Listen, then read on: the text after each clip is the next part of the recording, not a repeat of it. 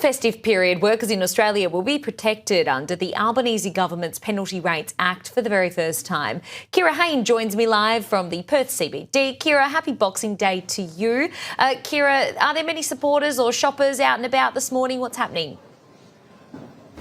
Good morning, Holly. As you can see behind me, there is a steady flow of people out and about shopping this morning, but it's not jam-packed. There were no lines out the door this morning, people lining up for their Boxing Day sale. Perhaps people are still sleeping in after a big Christmas day. Here in Perth, it was like 41 degrees, so I think people might have a bit of heat stroke. They're sleeping in, sleeping off that Christmas dinner. Now, Assistant Minister to the Prime Minister, Patrick Gorman, was out and about this morning here in the Perth CBD talking about penalty rates, and that's because this is the first festive period after back in August the Albanese government passed through Parliament laws protecting those penalty rates and overtime hour rates for workers. This affects people especially in industries like hospitality and retail, where they typically hire young people and migrants, and they work early mornings, late nights and weekends, and they typically can be snubbed of those penalty rates. So this is the first Christmas and New Year period where those penalty rates are guaranteed.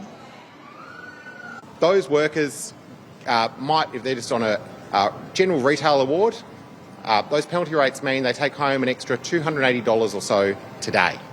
Now, that's a significant amount of money that people rely on to pay their bills, to pay their rent or mortgage, and it's something that we're really proud that we've locked in legislation, protection for penalty rates, so that workers get the pay they deserve. Holly, it is a little bit quiet out here. This morning, Patrick Gorman was asked about the move to online shopping and whether those penalty rates simply make it more expensive for businesses like here in the Perth CBD to stay open. But he says for people like in warehousing and the penalty rates they receive, it will always be essential to have in-store shopping. A whole range of workforces rely on those penalty rates, some 2.6 million Australians. And if they were to all start going backwards, that wouldn't be good for our economy. It wouldn't be good for the people who work hard.